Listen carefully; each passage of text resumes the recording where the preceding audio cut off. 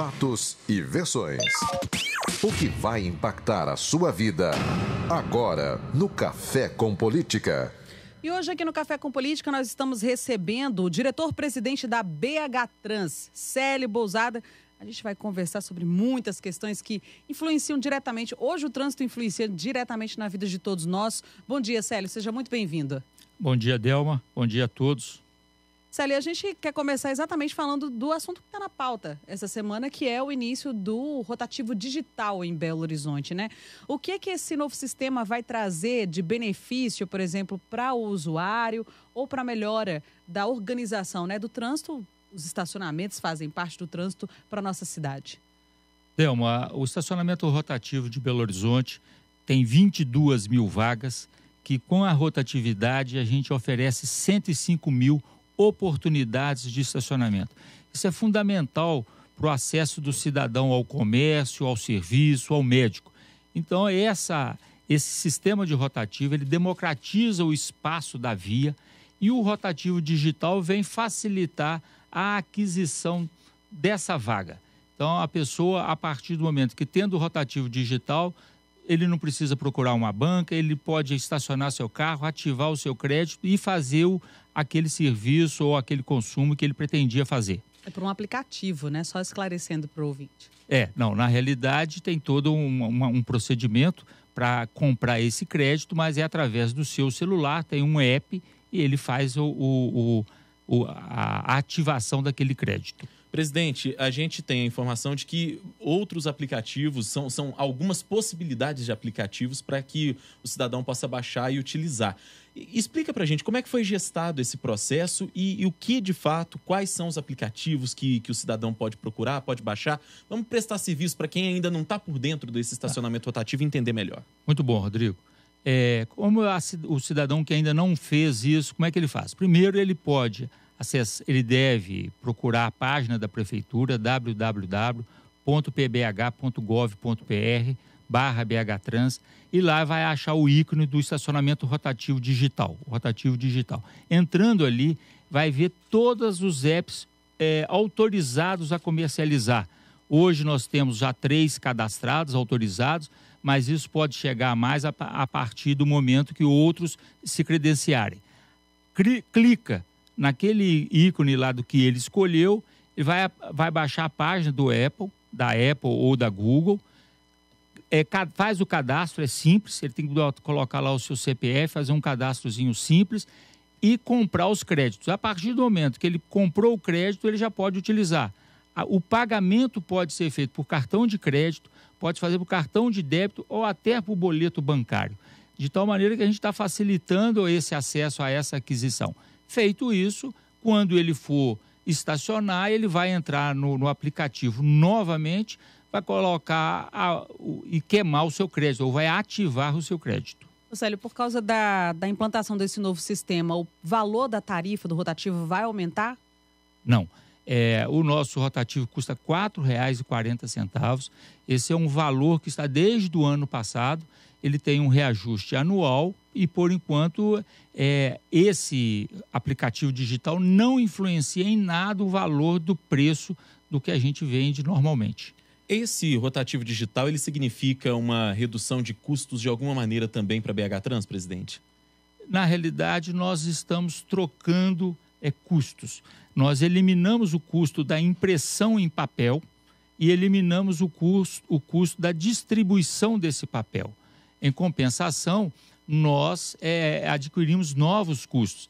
As transações bancárias feitas pelos sistemas da internet de pagamento têm um custo e tem um custo alto. E mais, a gente ainda continua dando a comissão para os agentes comercializadores. Então, na realidade, em termos de custo, para o setor público, nós ficamos do mesmo jeito. O que nós conseguimos foi uma agilidade na prestação de serviço e um maior controle por parte do próprio usuário daquilo que ele está consumindo. Como é que vai ficar a fiscalização agora? Bom, a partir do momento que a pessoa estacionou, acessou o sistema e fez o uso daquele crédito que ele já havia previamente adquirido, o sistema central reconhece que tem aquela placa lá no sistema. O nosso agente o fiscal da guarda ou a polícia militar que estiver fazendo a fiscalização tem um celular, todos eles terão um celular, consulta aquela placa. Se a placa se ele ativou o crédito, é absolutamente normal. Ou seja, ele fez o uso correto. Se não consta que aquela placa está ativada lá no nosso banco de dados, no sistema, ele está em uma situação irregular e, portanto, pode sofrer uma punição, no nosso caso, a multa. Eu queria que o senhor explicasse duas situações. Primeiro, a gente tem algumas vagas de rotativo em Belo Horizonte que tem um tempo maior de uso, vagas com até 5 horas, que é o limite máximo. E muitas vezes o cidadão comprava ali aquela folha do rotativo e gastava os R$ 4,40 e poderia ficar ali ao longo daquelas 5 horas. A primeira pergunta é se com esse sistema digital isso continua acontecendo. E a segunda pergunta é sobre um hábito que muitos motoristas têm de venceu aquele tempo do rotativo, por exemplo, uma vaga ali de 1 hora, que tem muito ali na região da Hospitalar. Aquele motorista, ele simplesmente trocava o talão, mas não trocava o carro de vaga. Como é que ficam essas duas situações especificamente a partir de agora com o uso dos aplicativos? O rotativo digital está facilitando a vida do usuário na primeira parte do processamento, que é a aquisição. A partir do momento que ele comprou e vai utilizar, é como se tivesse uma folhinha em papel. Ele olha o tempo de duração da placa e ele vai seguir naquele tempo. Se é um de 2 horas, então ele pode permanecer ali a somente 2 horas. Se nós, através de um agente de fiscalização, passar ali e o tempo que ele está e consultar o sistema e ele está logado no sistema, ou seja, ele fez o uso há mais de 2 horas, significa que ele está irregular. A partir desse momento, ele pode sofrer multa. É importante que a nossa fiscalização e com o sistema digital ajuda, a gente vai formando a estatística de onde tem locais com pessoas mais irregulares e menos irregulares. E com isso nós vamos fazer a fiscalização mais intensa naqueles locais onde o uso irregular é maior. Agora, a questão dos tempos continua o mesmo. O usuário tem na placa de 1 hora, ele pode ficar de 1 hora. E se ele quiser, eventualmente, sair de 1 hora, ali na região da Savassi ou na área central, e for para uma outra área que é de 5 horas, o crédito dele, inclusive, continua ativado. Ele pode mudar de local lá numa outra área e ficar lá o restante, desde que conta o tempo da hora que ele ativou e o tempo que está na placa. Ou seja, do mesmo jeito que ele funciona hoje com a folha em papel. E mais, aquele crédito de 30 minutos no sistema eletrônico continua valendo e mais fácil de uso ainda, porque é o que a gente tem de relato, que usou ali aquele tempo normal e perdia a folha, não sabia onde colocava a folha. Agora não, o crédito de 30 minutos, que cada aquisição dá direito a ele, continua valendo e de fácil controle. Ou seja, então eu acho que nós estamos trazendo um benefício grande para o usuário e estamos trazendo um benefício grande para a sociedade, porque a gente está fazendo de fato acontecer o propósito do estacionamento rotativo. Nós estamos conversando aqui com o diretor-presidente da BH Trans, Célio Bousada. E Célio, tem algum período de transição, por exemplo, os cartões, né? As cartelas já saíram totalmente de circulação ou vai ter um período de transição até os motoristas se acostumarem agora com o rotativo digital? Não, tem um período de transição, ninguém vai perder os seus tickets em papel. Ele continua valendo. Nós estamos prevendo um período aí de 6 meses para as pessoas usarem, mas se a gente perceber que ainda tem papel na mão do usuário, nós vamos trocar pelo crédito eletrônico ou dar um prazo para ele usar. É importante salientar que quem tem o rotativo em papel pode continuar utilizando e não haverá perda em hipótese alguma. Presidente, eu queria falar agora de um outro assunto que não é necessariamente sobre essa situação do estacionamento rotativo, que acho que a gente já conseguiu explicar bem esse funcionamento do novo sistema. Na segunda-feira, a gente vai ter aí mais um jogo do Brasil na Copa do Mundo, às 11 da manhã dessa vez, e isso muda muito a rotina da cidade. A gente pergunta para o senhor o seguinte: primeiro, se vai ter transporte público, mais uma vez, especial para o Mineirão, que tem recebido aí a transmissão dos jogos, tem arrastado grande público, lamentavelmente, no último jogo. Inclusive, a gente teve problema lá, não com transporte, mas com gente pisoteada, enfim. E está levando uma multidão para Pampulha, né, nos jogos da seleção. E qual o planejamento, qual o trabalho que a BH Trans está preparando para essa próxima partida da nossa seleção? Rodrigo, a pergunta é muito boa. Primeiro, o sistema de transporte coletivo está preparado para atender a demanda nos dias de jogos. É importante mostrar que o comportamento muda de demanda. Você tem um deslocamento dos picos e nós estamos preparados para atender. Vamos manter a linha do Mineirão, está sendo um sucesso.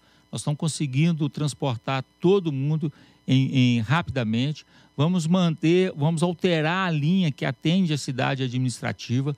São 20 mil pessoas que têm o seu horário de trabalho deslocado. Nós vamos atender. Estamos atentos para algumas linhas em algumas regiões da cidade, como o Barreiro, a própria região de Venda Nova. Tem muitas pessoas, muita gente que mora lá e trabalha no centro, tem o seu horário. Então, assim, o transporte coletivo nós estamos atendendo bem e nós estamos atentos. Uma questão importante para nós, Rodrigo, é o trânsito, porque nós temos num intervalo de 1 hora, menos de 1 hora, que antecede o jogo e ao término do jogo, uma quantidade muito grande de pessoas usando o sistema viário. E aí a gente pede para todo mundo, uma questão importante para nós, não feche o cruzamento. A hora que você fecha o cruzamento, você está tirando a oportunidade do outro e isso transborda para os outros cruzamentos, então isso é muito importante. E uma questão, eu acho que é vital hoje. Se beber, não dirige, a gente ainda percebe alguns comportamentos inadequados, ele sai lá do bar e vai dirigir e coloca a sua e a de outro em risco. Então é um momento de confraternização, é um momento de diversão e não vamos colocar a nossa e a dos outros a vida em risco. Eu acho que essa é uma questão importante para nós. Presidente, agora falando ainda de oferta de ônibus, mas de uma forma mais geral, por causa do que a gente está noticiando todos os dias aqui no Super N, esses ataques a ônibus, né? Queimas de ônibus. Como isso já tem interferido na frota, nessa questão do transporte público aqui em Belo Horizonte? Teve uma reunião essa semana, né, inclusive com a Autoridade de Segurança, a BH Trans, o prefeito. A gente gostaria de saber qual o efeito disso já e se a população pode ficar preocupada sobre a possibilidade aí de uma menor oferta de ônibus nos próximos dias. A população tem que ficar preocupada, atenta e denunciar. A PM agilizou o sistema 181 para receber denúncias e encaminhar essas denúncias rapidamente. Na verdade, na hora que uma determinada região da cidade sofre ataques com queimas de ônibus, todo mundo fica apreensivo, porque pode colocar a vida do motorista, a vida de pessoas que estão sendo transportadas ali em risco, e essa é a nossa maior preocupação, garantir que as pessoas não ponham suas vidas em risco. Na nossa reunião de terça-feira lá com a equipe de segurança do governo do estado, da Guarda Municipal, o governador e o prefeito, nós alinhamos uma série de procedimentos, inclusive uma fase de planejamento, onde todos os órgãos sentam e identificam algumas situações de risco. A segunda é a fase da informação, porque o que ocorreu na terça-feira é que colocaram fogo no ônibus por volta de 8 horas da noite, e aí nós tivemos que rapidamente fazer um esforço coordenado com as equipes de segurança, e o recomendado foi: não opere os veículos, porque existiu o risco de colocar mais fogo em ônibus.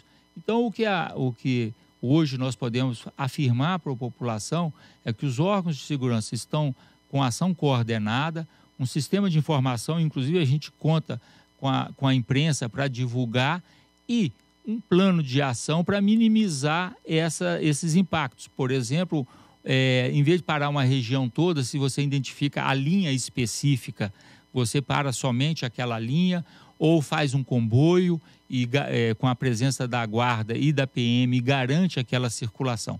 O que importa é o desejo firme do prefeito Alexandre Calil de minimizar o impacto dessas ocorrências na vida da cidade. Lembrando que a gente não quer que não ocorra nada de grave, nem com o cobrador, nem com o motorista, e a gente entende também a preocupação com das empresas, que é ter seu patrimônio queimado ali na noite ou numa madrugada. Presidente, ao longo dos anos, a BH Trans teve sempre, dos últimos anos principalmente, uma imagem muito ruim junto à população de Belo Horizonte. É uma empresa que foi muitas vezes demonizada pelas pessoas. O próprio prefeito Alexandre Calil destacou isso na campanha, depois que assumiu o mandato, destacou também essa imagem ruim que a opinião pública tem a respeito da BH Trans. Eu pergunto para o senhor, essa imagem ruim, ela fazia e faz sentido? E o que é que o senhor, enquanto presidente, tem feito ao longo desse ano e meio, já que o senhor está no comando da BH Trans, né, se não me engano, para tentar melhorar essa imagem que a BH Trans tem junto à população? Todo órgão regulador, fiscalizador, normalmente não tem uma imagem muito positiva, porque quando você encontra uma situação de um cidadão que está ali atrapalhando a vida das pessoas, parou numa fila dupla, avançou um semáforo colocando as pessoas em risco e recebe uma advertência, isso no mundo inteiro não é bem visto. E a BH Trans não é diferente. Mas a BH Trans é composta de mais de 1.000 pessoas que vivem e trabalham para fazer essa cidade funcionar. E eu acho que nós temos alcançado. Uma coisa que nós estamos fazendo diferente nessa gestão, a orientação do prefeito, é se aproximar do cidadão. Nós estamos fazendo reuniões periódicas, todos os dias à noite, nós estamos em algum canto dessa cidade, reunido com a comunidade, discutindo os interesses da comunidade. Fazemos visitas técnicas todos os dias, 7 horas da manhã, 6 horas da manhã, em alguma região da cidade, nós já estamos ali fazendo a visita, tentando identificar uma carência, identificar uma necessidade. E temos os fóruns, fazemos reuniões com os taxistas, com o transportador escolar, com o suplementar, com os motociclistas. Nós estamos fazendo reuniões periódicas para tentar encontrar uma forma de reduzir a quantidade de acidentes que nós temos aí com os motociclistas, pessoas jovens com plena capacidade produtiva. Fazemos reunião com o táxi, toda semana nós temos reuniões com as lideranças de táxi, exatamente para identificar qual é a carência, qual é a necessidade desses setores que produzem transporte, tentar identificar lá na comunidade o que é necessário. Então eu acho que com muito trabalho nós vamos mostrar para a cidade o que nós fazemos. Lembrando sempre que a fiscalização nem sempre ela é compreendida, mas se nós fizermos uma boa engenharia de tráfego, se o cidadão entender a parte dele, contribuir, fatalmente a fiscalização do ponto de vista punitivo não vai precisar de existir. Eventualmente a gente sofre crítica da nossa atuação na cidade, mas no último jogo, inclusive, nós estávamos com a equipe integral no campo, todos em campo. Mas eu não vi gente da BH Trans. É lógico, essa cidade é muito grande, a equipe não ela é diminuta às vezes para o tamanho da cidade, mas a nossa equipe de campo, a nossa equipe do centro de operações, a nossa equipe de transporte está trabalhando integralmente em todos os dias dos jogos, inclusive no horário do jogo. E a gente já tem sentido esse resultado. Como? Através das mídias sociais, das pessoas falando da gente, pedindo mais coisas. Então, a gente percebe, a partir dessa... Temos um prefeito que nos ajuda a comunicar, e às vezes ele nos dá um puxão de orelha, mas é sempre daquela forma carinhosa. Estou te dando um alerta que precisa melhorar. Eu acho que nós estamos no caminho certo e espero que lá na frente a gente tenha certeza que esse é um bom caminho e é o caminho correto. Muito bem. Célio Bousada, diretor-presidente da BH Trans, nosso convidado hoje aqui no Café com Política. Muito obrigada pela sua participação, Célio. Obrigado, Delma. Obrigado, Rodrigo. Obrigado. E estamos lá na BH Trans à disposição de vocês, do cidadão. Nos façam a visita, leve sua demanda, porque o nosso objetivo é trabalhar e melhorar e fazer essa cidade nossa funcionar de forma harmônica e gentil.